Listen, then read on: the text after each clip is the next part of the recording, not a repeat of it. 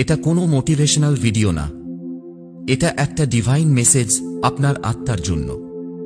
আপনি ভাবছেন আপনি জেগে আছেন, কিন্তু না, আপনি এখনো ঘুমিয়ে আছেন।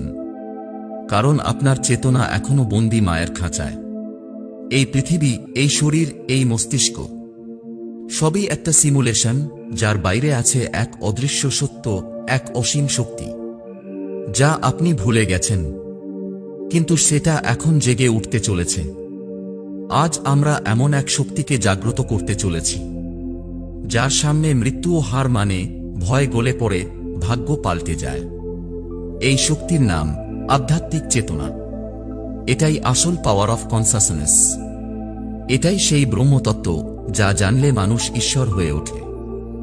আজ আপনি জানবেন আপনি কে, আপনার জীবন কিভাবে চালিত হচ্ছে, আপনার চেতনা কেন এত সীমাবদ্ধ, আর জানবেন আপনি কিভাবে এই ম্যাট্রিক্স থেকে বেরিয়ে যেতে পারেন। এই ভিডিওর শেষে আপনি আর আপনি থাকবেন না। কনসাসনেস রিপ্রোগ্রাম হতে চলেছে। আপনার ভেতরে নতুন এক সত্তা জেগে উঠবে, যা অবিনাশী, মুক্ত, ঈশ্বর তুল্য। সমস্ত সমস্যার মূল কোথায় জানেন? আমরা নিজেদের দেহ বলে ভাবি, কিন্তু দেহ তো ক্ষণস্থায়ী। জন্ম, মৃত্যু, ক্ষয়, এই তিনে বাঁধা দেহের কোনো স্থায়ী পরিচয় নেই। তাহলে আপনি কে? আপনি হচ্ছেন চেতনা, পিওর কনসাসনেস। একটা শরীরের ভিতরে আটকে আছে এমন এক শক্তি যা সীমাহীন, অসীম ও ঈশ্বর তুল্য। হিন্দু ধর্ম বলে অহম ব্রহ্মাস্মি, আমি ব্রহ্ম। এই ব্রহ্ম মানেই সেই সর্বব্যাপী চেতনা যা প্রবাহিত হচ্ছে আপনার রক্তে, নিঃশ্বাসে, চিন্তায়, ইভেন ইয়োর সাইলেন্স, আপনার নীরবতাতেও। প্রাচীন সভ্যতা জানত এই গোপন রহস্য। হরপ্পা, বৈদিক যুগ, ঋগ্বেদ, সবখানে একটাই কথা বলা হয়েছে, যে নিজেকে চিনেছে সে ঈশ্বরকে চিনেছে। কিন্তু সময়ের সঙ্গে সঙ্গে আমরা সেই জ্ঞানকে ভুলে গেছি। আমরা মন্দিরে গেছি, কিন্তু হৃদয়ের মধ্যে ঈশ্বরকে খুঁজিনি। আমরা বাইরের শক্তিতে ভরসা করেছি, কিন্তু নিজের ইন্নার পাওয়ারকে জাগাইনি। মনোবিজ্ঞান আজ স্বীকার করছে, চেতনা কোনো ব্রেনের বাও প্রোডাক্ট নয়। চেতনা এক শক্তি, এক তরঙ্গ, এক ইন্টেলিজেন্ট ফোর্স, যা বাইরের জগৎকে উপলব্ধি করতে পারে। কোয়ান্টাম ফিজিক্স বলছে, রিয়েল অবজেক্ট বলে কিছুই নেই, সবই সম্ভাবনা। যে মুহূর্তে আপনি দেখেন, তখনই বস্তুটা নিজের অস্তিত্ব পায়। মানে আপনার চেতনাই বাস্তবতা সৃষ্টি করে। আপনি শুধু চিন্তা করেন না, আপনি চিন্তাকে জন্ম দেন। আপনার শরীরের ভিতরে আছে 7টি চক্র। এই চক্রগুলো সাধারণ নয়, এগুলোই হলো আপনার আধ্যাত্মিক শক্তির কেন্দ্রস্থল। এই শক্তির সমষ্টি কুণ্ডলিনী চক্র নামে অভিহিত। মূলাধার চক্র, যা আপনাকে স্থিতি দেয়। স্বাধিষ্ঠান চক্র, যা আপনার মনে অনুভব জাগায়। মণিপুর চক্র, যা আপনার মূল শক্তি।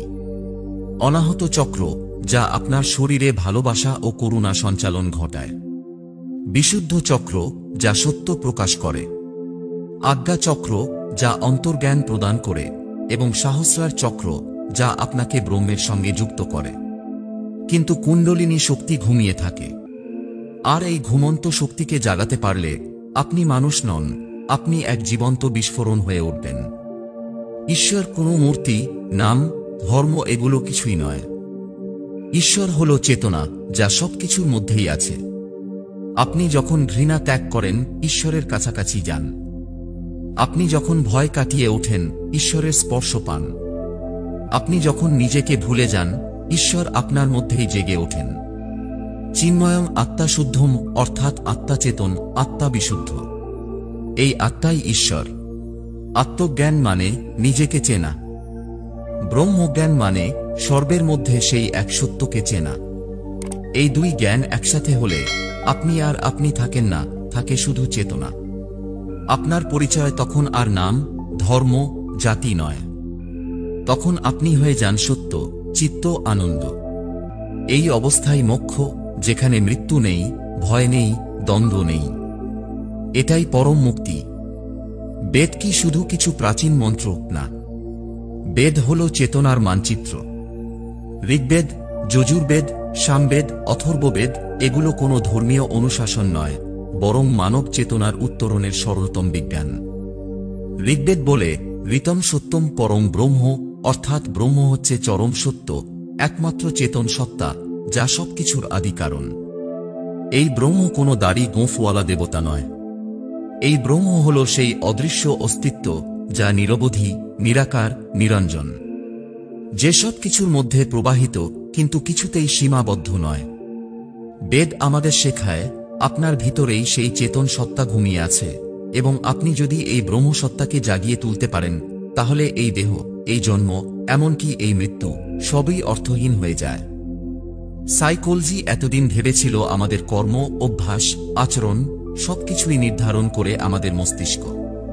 কিন্তু এখন বলা হচ্ছে there's something behind the brain, একটা পর্যায়ে যেখানে সিদ্ধান্ত আসে ইনটিউশন থেকে, গাট ফিলিং থেকে, এমনকি স্পিরিচুয়াল অ্যাওয়ারনেস থেকে। ক্যার্ল জঙ্গ বলেছিলেন, the privilege of a lifetime is to become how you truly are.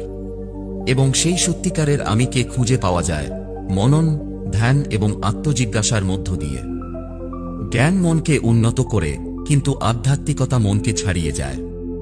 এবং এখানেই মনোবিজ্ঞান আর আত্মজ্ঞান এক বিন্দুতে এসে মিলে যায়। অন্তর্জ্ঞান কোনো তথ্য নয়। অন্তর্জ্ঞান কোনো বই পড়ে পাওয়া যায় না। অন্তর্জ্ঞান হল তৃতীয় চক্ষুর জাগরণ। আজ্ঞা চক্র অর্থাৎ থার্ড আই চক্র আমাদের গভীরতম সচেতনতার কেন্দ্র। যখন এই চক্র সক্রিয় হয়, আপনি শুধু জগৎকেই নয়, জগতের পিছনের কাঠামোকেও দেখতে পান। আপনার চিন্তাগুলো তখন আর আপনার থাকে না, আপনার হৃদয় তখন আর কেবল অনুভব করে না, আপনার হৃদয় হয়ে ওঠে এক অনন্ত তরঙ্গ। এই অন্তর্জ্ঞান মানুষকে ভবিষ্যৎ দেখতে শেখায় না, এটা শেখায় বর্তমানকে সম্পূর্ণভাবে উপলব্ধি করতে। কারণ যা আছে সবই এই মুহূর্তে। যা আপনি খুঁজছেন তা এই বর্তমানের মধ্যেই আছে। কুণ্ডলিনী জাগরণ শারীরিক নয়, আত্মিক বিস্ফোরণ। কুণ্ডলিনী শক্তিকে অনেকেই ভুল বোঝে।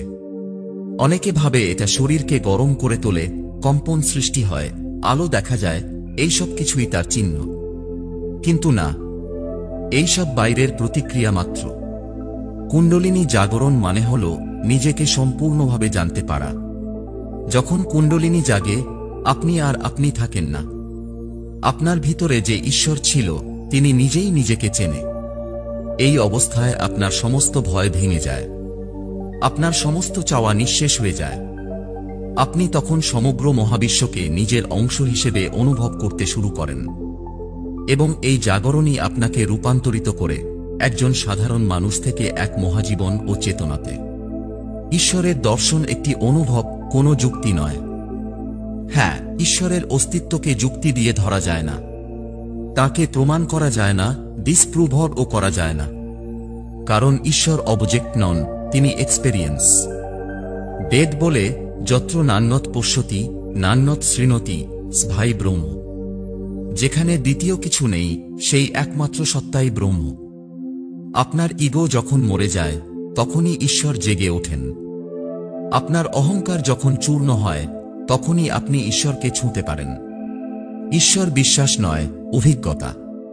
যখন আপনি নিজেকে নীরবতায় হারিয়ে ফেলেন, তখনই ঈশ্বর আসেন ছায়ার মতো, শব্দহীনতায়। এখন নিজেকে কিভাবে রক্ষা করবেন আত্মিক দুর্বলতা থেকে? শুধু জ্ঞান অর্জন করলেই হয় না, এই জ্ঞানকে রক্ষা করতে হয়। কারণ চারপাশে আছে লক্ষ লক্ষ বিভ্রান্তি, যা আপনাকে প্রতিনিয়ত টেনে নিচ্ছে নিম্ন চেতনায়। টেলিভিশন, সোশ্যাল মিডিয়া, ভোগের দুনিয়া সবই এক একটা মায়াজাল। এগুলো চেতনার সেই সূক্ষ্ম আলোকে ঢেকে দেয়।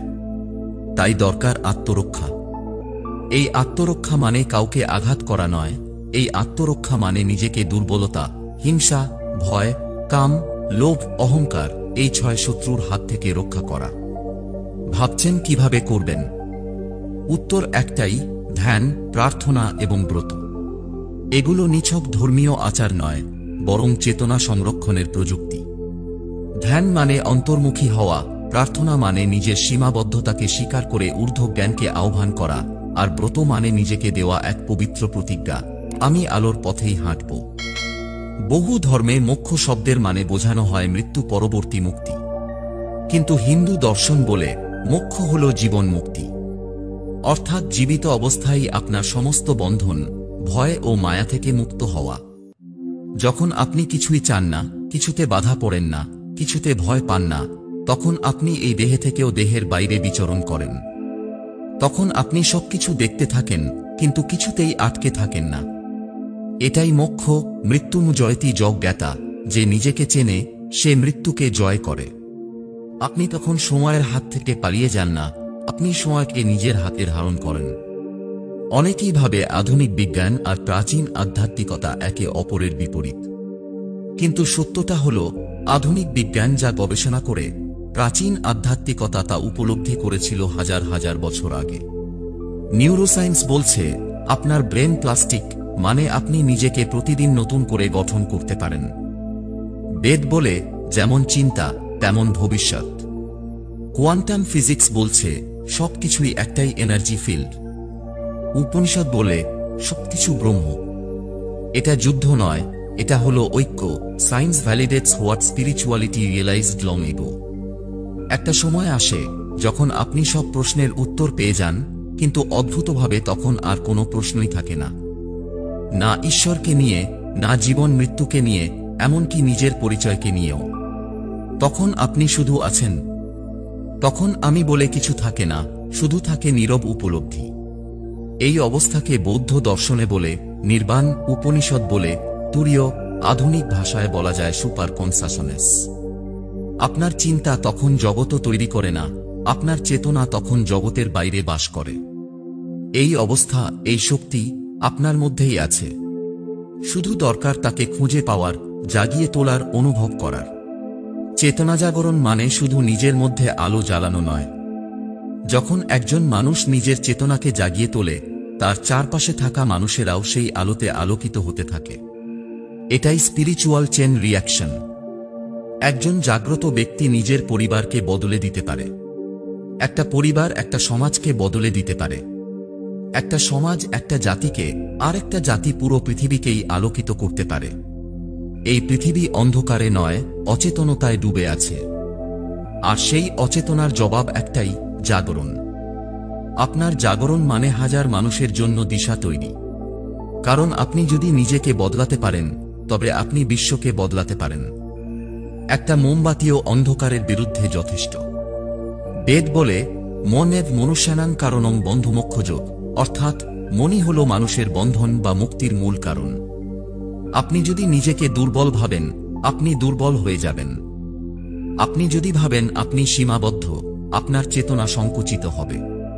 কিন্তু আপনি যদি নিজেকে নির্ভয়, শক্তিশালী, জ্যোতিষান মনে করেন, আপনার ভিতরকার দেবত্ব জেগে উঠবে। মন হল যন্ত্র, আপনি যে দিক নির্দেশ করবেন, মন সেই দিকেই যাবে। তাই আত্মিক শক্তি জাগাতে হলে আগে মনকে শুদ্ধ করা লাগে। নেতিবাচক চিন্তা ত্যাগ করতে হবে, প্রতিটি মুহূর্তে নিজের চেতনার উপর সচেতন হতে হবে। চিন্তা নিয়ন্ত্রণ করতে পারলে জীবন আপনার নিয়ন্ত্রণে আসবেই। আপনি ভবিষ্যতের রূপকার, কিন্তু সেটা বাইরের নয়, ভিতরের ভবিষ্যৎ। এখন মানুষ ভবিষ্যৎ বলতে বোঝে কেরিয়ার, টাকা, বাড়ি, গাড়ি। কিন্তু এগুলো তো পরিবর্তনশীল। আজ যা আছে কাল নেই। আজ যা গুরুত্বপূর্ণ মনে হয় 5 বছর পর হাস্যকর মনে হতে পারে। কিন্তু আত্মিক ভবিষ্যৎ চিরন্তন। চেতনার যে স্তরে আপনি পৌঁছাতে পারেন, সেটা কখনো মুছে যায় না। যে ব্যক্তি নিজের অন্তর্জগত তৈরি করতে পেরেছে, তাকে বাইরের দুনিয়া আর ভাঙতে পারে না। চলমান জীবনের ভিতরেও সে স্থিত। আত্মিক শক্তির ভিতরেই সে অমর। এটাই হলো সত্য ভবিষ্যৎ, এটাই হলো সেই ফিউচার যা ভাঙে না, নষ্ট হয় না, বদলায় না। এই মুহূর্তে দুটি রাস্তা আপনার সামনে। একটা রাস্তায় আপনি আবার ছুটবেন পুরনো স্বপ্ন, পুরনো ভয়, পুরনো পরিচয় নিয়ে। অন্য রাস্তায় আপনি থামবেন, নিজেকে দেখবেন, অনুভব করবেন, আর তারপর শুরু করবেন একটা নতুন জীবন, চেতনা জাগরণের পথ। জাগরণ মানে আলাদা কিছু করা নয়, জাগরণ মানে আপনি যা সত্যি তাই হওয়া। এটা কঠিন নয়, শুধু সাহস লাগে, স্থিরতা লাগে, আর সত্যের প্রতি অগাধ ভালোবাসা লাগে। আপনি যদি নিজের ভিতরের ঈশ্বরকে ডাকেন, তাহলে বিশ্বাস করুন, তিনি উত্তর দেবেন আপনার চেতনার মধ্যেই। আধ্যাত্মিক জাগরণ মানে পালিয়ে যাওয়া নয়, সম্পূর্ণভাবে ফিরে আসা। অনেকেই ভাবে আধ্যাত্মিকতা মানেই সংসার ত্যাগ, পাহাড়ে চলে যাওয়া, যোগী হওয়া বা ধ্যানে ডুবে থাকা। কিন্তু প্রকৃত আধ্যাত্মিক জ্ঞান কোনো পালিয়ে যাওয়ার পথ নয়। এটা এমনই যেখানে আপনি আপনার আসল রূপে ফিরে আসেন। আপনি তখন বাবা মা হন কিন্তু মোহমুক্ত। আপনি কাজ করেন কিন্তু ক্লান্ত হন না। আপনি অনুভব করেন কিন্তু আসক্ত হন না। আপনি সংসারে থাকেন কিন্তু সংসার আপনার মধ্যে থাকে না। গীতা এই অবস্থাকে বলে যোগ কর্মসু কৌশলম। যোগ মানে হল কর্মে দক্ষতা, মনোযোগ, আত্মস্মরণে স্থির থাকা। এটাই আসল চ্যালেঞ্জ, চেতনার জাগরণ ঘটিয়ে এই দুনিয়ার মাঝেই স্থির থাকা। মায়া, যে ছায়া আপনাকে ঈশ্বর থেকে দূরে সরিয়ে রাখে। মায়া মানে জগৎ নয়, মায়া মানে জগতকে ভুলভাবে দেখা। আপনি যা দেখছেন তা যদি আপনাকে বন্দী করে, তাহলে সেটাই মায়া। যদি আপনি বাইরের ঘটনার দ্বারা প্রভাবিত হন, রেগে যান, ভেঙে পড়েন, জয়ের জন্য গর্ব করেন, তাহলে মায়া আপনাকে পরিচালনা করছে। কিন্তু আপনি যদি এইসব ঘটনার মাঝে থেকেও অবিচল থাকতে পারেন, তাহলে আপনি মায়াকে জয় করেছেন। মায়া হল পর্দা। আধ্যাত্মিকতা মানে সেই পর্দা সরিয়ে সত্যকে দেখা। আর সেই সত্য একটাই, আপনি ব্রহ্ম। আপনি সেই অদ্বিতীয় শক্তি যা মায়ার ঊর্ধ্বে। ধ্যান নয়, ধ্যানস্থ হওয়া শিখুন। ধ্যান মানে চোখ বন্ধ করে বসে থাকা নয়। ধ্যান মানে নিজেকে এমনভাবে স্থির করা যেখানে চিন্তা থাকলেও তারা আপনাকে স্পর্শ করতে পারে না। ধ্যান মানে হল আপনার চেতনার কেন্দ্রবিন্দুতে ফিরে আসা। যেখানে শব্দ আসে, চলে যায়, ভাবনা আসে, মুছে যায়, কিন্তু আপনি থাকেন চুপচাপ, নীরব এবং সজাগ। যখন আপনি ধ্যানস্থ হন, আপনার মস্তিষ্কের আলফা ও থেটা তরঙ্গ গভীর হয়। আপনার চেতনা তখন এক নতুন স্তরে প্রবেশ করে, যেখানে মস্তিষ্ক নয়, আত্মা নেতৃত্ব নেয়। আর এই ধ্যান, এই স্থিরতা নিয়মিত অভ্যাসে আপনাকে পূর্ণরূপে রূপান্তরিত করতে পারে। ভক্তি মানে অন্ধতা নয়, জ্ঞানের দরজা খুলে দেওয়া। ভক্তি মানে কেবল প্রার্থনা করা নয়, ভক্তি মানে হল নিজেকে ঈশ্বরের মতো বিশাল ভাবা। ভক্তি মানে কোনো দেবতার সামনে মাথা নিচু করা নয়, ভক্তি মানে নিজের ভিতরের অহংকার ভেঙে ফেলা।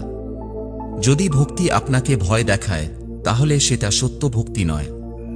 যদি ভক্তি আপনাকে স্বাধীনতা দেয়, আপনার ভিতরে করুণা, ভালোবাসা, উদারতা জাগায়, তাহলে সেটাই পরম ভক্তি। ভক্তি মানে আত্মসমর্পণ, কিন্তু আত্মসমর্পণ মানে হেরে যাওয়া নয়, আসলে সেটাই চূড়ান্ত জয়। চেতনার ভিতরে একটা সূক্ষ্ম কণ্ঠস্বর সবসময় বলে যাচ্ছে, আপনি যা দেখছেন তা সব সত্যি নয়। আপনি যা দেখছেন তার বাইরেও কিছু আছে। আপনি এই শরীর, এই পরিচয়, এই সাফল্য, এর কিছুই নন। এই কণ্ঠস্বর খুবই মৃদু। তার জন্য প্রয়োজন হয় নিঃশব্দতা, একাগ্রতা, হৃদয়ের চোখ খোলা রাখা। কারণ বাইরের আওয়াজ গর্জন করে, কিন্তু ভেতরের আওয়াজ নীরব। আর এই নীরবতার মাঝেই বাস করে ঈশ্বরীয় জ্ঞান। যদি আপনি নিজের ভেতরের সেই কণ্ঠস্বরকে অনুসরণ করতে পারেন, তাহলে আপনি ভুল করবেন না। কারণ তখন আপনাকে আপনি নিজে পরিচালনা করছেন না, পরিচালনা করছে স্বয়ং ব্রহ্ম। আপনি যখন আয়নায় নিজেকে দেখেন, আপনি কেবল শরীরটি দেখেন। কিন্তু প্রকৃতপক্ষে আপনি একাধিক স্তরের তৈরি। শরীর শুধু প্রথম স্তর। এই স্তরের প্রথমটি হল অন্নময় কোষ, মানে দেহ, যা খাদ্য থেকে গঠিত। দ্বিতীয়, প্রাণময় কোষ, মানে জীবনশক্তি, যা নিঃশ্বাসের সঙ্গে প্রবাহিত। তৃতীয়, মনোময় কোষ, যা মন ও ভাবনার কেন্দ্র। চতুর্থ, বিজ্ঞানময় কোষ, যা যুক্তি, বুদ্ধি ও অন্তর্জ্ঞান। পঞ্চমতম হল আনন্দময় কোষ, যেখানে বাস করে চিরন্তন সুখ, শান্তি এবং ঈশ্বরস্বরূপ আত্মা। এই 5টি স্তর পার হয়ে আপনি পৌঁছান সেই নির্জন কেন্দ্রে, যেখানে আমি বলে কিছু নেই, কেবল থাকে সেই। এটাই সেই চেতনা যা প্রত্যেক স্তরের ওপরে, যা সব স্তরকে একসাথে ধারণ করে এবং যা সময় ও স্থানের বাইরে। আপনি নিজেকে জানেন মানে এই স্তরগুলোর মধ্য দিয়ে ভেতরে ভেতরে এগিয়ে যাওয়া। এই যাত্রাই আসলে আধ্যাত্মিক জাগরণের প্রকৃত মানে। আজ মানুষ যা বুঝতে পারে না, তাকে অলৌকিক বলে দাবি করে। কিন্তু বহু অলৌকিক অভিজ্ঞতা আছে, যেগুলোর ব্যাখ্যা এখনো বিজ্ঞান দিতে পারেনি, অথচ লক্ষ লক্ষ মানুষ বারবার সেগুলো অনুভব করেছে। সেগুলোর মধ্যে কয়েকটি হল হঠাৎ কারো মৃত্যুর খবর জানতে পারা, গভীর ধ্যানে গিয়ে ভবিষ্যতের আভাস পাওয়া, কোনো কিছু না শুনেও কারো মনের কথা জেনে ফেলা, মৃত আত্মার সাথে সংযোগের অভিজ্ঞতা। এগুলো কিন্তু কোনো কল্পনা নয়। এই অভিজ্ঞতাগুলোর পেছনে রয়েছে চেতনার সূক্ষ্ম তরঙ্গ, যা এখনও বিজ্ঞানের পরিমাপের ক্ষমতার বাইরে। আমরা যেমন চোখে সব আলো দেখতে পারি না, তেমনি মনের চোখে সব উপলব্ধি মাপা যায় না। আধ্যাত্মিক জ্ঞান এই অলৌকিকতা ব্যাখ্যা করতে পারে, কারণ এটি উপলব্ধিতে বিশ্বাস করে, পরিমাপে নয়। এবং এই উপলব্ধিগুলো যত বেশি ঘটবে, আপনার জীবন ততটাই গভীর হবে। কারণ যেখানেই উপলব্ধি, সেখানেই ঈশ্বরের ছোঁয়া। পৃথিবীর সব বই পড়ে ফেললেও আপনি মুক্ত হবেন না, যতক্ষণ না সেই জ্ঞান আপনার চেতনায় প্রবাহিত হয়। যেমন কেউ আপনাকে মধুর স্বাদ বোঝাতে পারে না, যতক্ষণ না আপনি নিজে জিভ দিয়ে সেই স্বাদ গ্রহণ করেন। তেমনি ঈশ্বর, আত্মা, চেতনা এইসব কোনো ধারণা নয়, এইসব অভিজ্ঞতা। এই অভিজ্ঞতা আসে একাগ্র ধ্যান থেকে, আত্মসমীক্ষা থেকে, নীরবতা ও শুদ্ধতর জীবনযাপন থেকে। তখন কোনো গ্রন্থই আপনার পথ প্রদর্শক হয় না, আপনি নিজেই হয়ে যান চলমান গ্রন্থ। আপনার অস্তিত্ব তখন হয়ে ওঠে জ্ঞান, শক্তি ও করুণার প্রতীক। আপনি জীবনের প্রকৃত অর্থ খুঁজে পান না, কারণ এই প্রশ্নটাই ভুল। সবাই ভাবে জীবনের অর্থ কি, কিন্তু প্রকৃত সত্য হল জীবনের অর্থ খুঁজে পাওয়া যায় না, জীবনকে অর্থপূর্ণ করে তোলাই আসল কাজ। অর্থ মানে আপনি কি পেলেন সেটা নয়। অর্থ মানে আপনি কাকে স্পর্শ করলেন, কাকে জাগিয়ে তুললেন, কাকে আলোকিত করলেন। আপনার জীবনের প্রকৃত উদ্দেশ্য হল আপনার ভিতরের আলো দিয়ে অন্যের অন্ধকারকে খানিকটা হলেও দূর করা। তখন আপনি শুধু নিজের জন্য বাঁচেন না, তখনই আপনি হয়ে ওঠেন ঈশ্বরের ইচ্ছার এক জীবন্ত প্রতিফলন। এটাই সেই চূড়ান্ত অনুভব, যেখানে আপনি শুধু জানেন না, আপনি হয়ে ওঠেন তথা জ্ঞান, চেতনা, আনন্দ। সাধারণ আত্মবিশ্বাস আসে দক্ষতা থেকে, কিন্তু আধ্যাত্মিক আত্মবিশ্বাস আসে নিজেকে চেতনা হিসেবে জানার পর। যে জানে তার মধ্যে ঈশ্বর বাস করে, সে আর নিজের সীমাবদ্ধতাকে ভয় পায় না। সে জানে তার শক্তির উৎস বাইরের কোনো কিছু নয়, বরং সেই অদৃশ্য ব্রহ্মশক্তি, যা তার রক্ত, নিঃশ্বাস এবং অস্তিত্বে গাঁথা। এই আত্মবিশ্বাস চোখে অহংকার আনে না, আনে মাথায় নততা, হৃদয়ে সাহস এবং কাজে নিঃশব্দ নির্ভরতা। এই আত্মবিশ্বাসের ভিত্তিতে কৃষ্ণ গীতায় বলেছেন, মাম একং শরণং ব্রজ। কারণ তিনি জানেন যে নিজের সত্যরূপ জানে, তাকে কেউ পরাজিত করতে পারে না। ভয় চেতনাবিহীন অস্তিত্বের ছায়া মাত্র। ভয় আসলে কিছু নয়, ভয় হল অজ্ঞতা, মায়া আর বিভ্রমের ফসল। যেখানে চেতনা জেগে ওঠে, সেখানে ভয় জলে পুড়ে ছাই হয়ে যায়। কুণ্ডলিনী শক্তি জাগ্রত হলে ভয় বলে কিছু থাকে না। মৃত্যুও তখন ভয়ঙ্কর নয়, কারণ আপনি জানেন, আমি দেহ নই, আমি ব্রহ্ম। যে মুহূর্তে এই উপলব্ধি চেতনায় স্থায়ী হয়, আপনি তখন শুধু নির্ভয় নন, আপনি হয়ে যান এক প্রজ্বলিত আলো, যা অন্ধকারকে গ্রাস করে। এটাই সেই ভয়ের মৃত্যু, যেখানে আধ্যাত্মিক জন্মের সূচনা। চেতনার ব্যবহারিক প্রয়োগ, জ্ঞান শুধু মাথায় থাকলে চলবে না। আপনি যদি জানেন আপনি চেতনা, তাহলে সেটা আপনার ব্যবহারে, সম্পর্কে, কাজে, সিদ্ধান্তে প্রতিফলিত হতে হবে। আপনি রেগে গিয়ে কারো ওপর চিৎকার করছেন, তাহলে আপনার চেতনা তক্ষণে ঘুমিয়ে পড়ছে। আপনি কারো দুঃখে উদাসীন, তাহলে আপনি এখনো নিজের কেন্দ্র স্পর্শ করতে পারেননি। চেতনার জাগরণ মানে শুধু ধ্যান নয়, এটা প্রতিটি মুহূর্তে জাগ্রত থেকে বাঁচতে শেখা। দেহে ক্লান্তি থাকবে, মনে চিন্তা থাকবে, তবু আপনি থাকবেন স্থির, সচেতন, গভীর, সহানুভূতিশীল। কারণ আপনার ভিতরে তখন শুধুই আলো, যা কাউকে পোড়ায় না, কিন্তু আলো দিতে জানে। আপনার চেতনা আসলে কাকে জাগাবে, তাও আপনি ঠিক করেন। সূর্যের আলো যেমন ফুলকেও জাগায়, বিষকেও জাগায়, তেমনি আপনার চেতনা কি জাগাবে, তা নির্ভর করে আপনার অভ্যন্তরের অভিপ্রায়ের উপর। যদি আপনি নিজেকে প্রশ্ন করেন, এই শক্তি আমি কিসে ব্যবহার করব, উত্তরটা যদি হয় ভালোবাসা, ক্ষমা, সেবা, জ্ঞান, তাহলে আপনার চেতনা দেবত্ব সৃষ্টি করবে। আর যদি হয় লোভ, ক্রোধ, দম্ভ, দখল, তাহলে সেই চেতনা নিজেই মায়ার ফাঁদে পড়বে। তাই চেতনা জাগলেই সব শেষ নয়, তাকে সঠিক পথে প্রবাহিত করাই আসল সাধনা। নিজের আলোকে খুঁজে নিতে হলে আগে অন্ধকারকে চিনতে হবে। কেউই জন্ম থেকে জাগ্রত নয়, সকলেই কোনো না কোনো অন্ধকারে বড় হয়ে ওঠে। কেউ দুঃখে, কেউ ভয়ে, কেউ হীনমন্যতায়, কেউ মোহে। কিন্তু সেই অন্ধকারই হল প্রথম শিক্ষাগুরু। কারণ যতক্ষণ না অন্ধকারকে চিনবেন ততক্ষণ নিজের আলো খুঁজে পাবেন না। তাই ভুল করবেন, পিছিয়ে যাবেন, কাঁদবেন, ভেঙে পড়বেন, তবু চলতে হবে। কারণ প্রতিটা ভুল আপনাকে আপনার ভেতরের আলোর দিকে ঠেলে দেয়। আর এই আলো একবার জ্বলে উঠলে তাকে আর কেউ নিভাতে পারে না। জীবন যখন ধ্যানে পরিণত হয় তখনই শুরু হয় প্রকৃত আধ্যাত্মিকতা। ধ্যান মানে শুধু পদ্মাসনে বসে চোখ বন্ধ করে রাখা নয়। ধ্যান মানে আপনি যা করছেন তাই পূর্ণভাবে করছেন। আপনি হাঁটছেন, এটাও ধ্যান। আপনি শুনছেন, এটাও ধ্যান। আপনি খাচ্ছেন, এটাও ধ্যান। আপনি নিঃশ্বাস নিচ্ছেন, এটাও ধ্যান। এই মুহূর্তের প্রতি সম্পূর্ণ মনোযোগ, এই মুহূর্তকে সর্বোচ্চ উপলব্ধির সঙ্গে গ্রহণ করাই হল সচেতন জীবন। যখন আপনি ধ্যানমগ্ন হন তখন সময় হারিয়ে যায়। আমি বলে কিছু থাকে না, শুধু থাকে তথা চেতন, তথা আনন্দ। এই অবস্থাতেই মানুষ এক মুহূর্তে বুঝে যায়, এই যে জীবন, এই যে নিঃশ্বাস, এটাই ঈশ্বর। ঈশ্বর নামক শব্দের বাইরে এক নিরাকার সত্য। প্রত্যেক ধর্ম ঈশ্বরের নাম আলাদা দিয়েছে, ভগবান, আল্লাহ, গড, ইয়াহওয়া, পরমেশ্বর। কিন্তু সত্যিকার ঈশ্বরের নাম রহিত। তিনি কোনো ধর্মে সীমাবদ্ধ নন। তিনি কোনো ভাষায় আটকে নেই। তিনি শুধু অনুভবে ধরা দেন, শুধু সেই হৃদয়ে প্রকাশ পান যেখানে ভক্তি আছে, অহংকার নেই।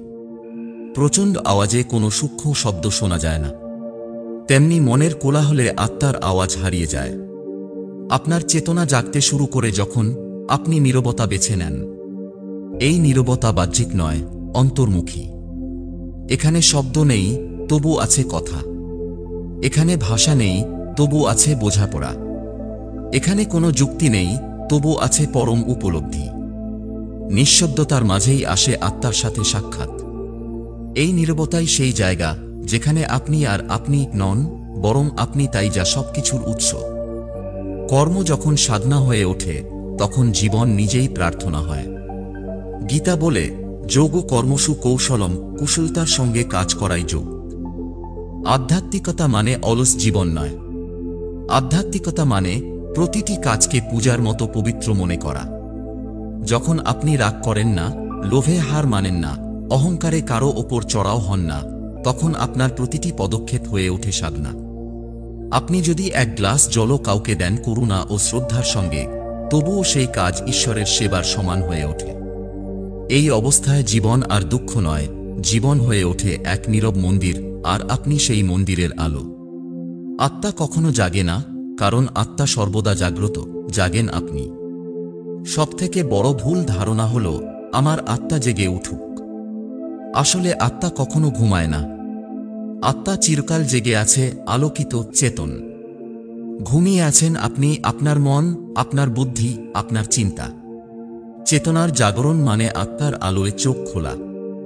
যখন আপনি আত্মার সাথে একাত্ম হন তখন আর আপনি আলাদা কেউ নন। আপনি হয়ে যান নামহীন, রূপহীন, নীরব, কিন্তু অসীম এক বিস্তার। আপনার জন্ম তখনই সম্পূর্ণ হয়। তখনই আপনি মুক্ত, সজীব, চিরন্তন।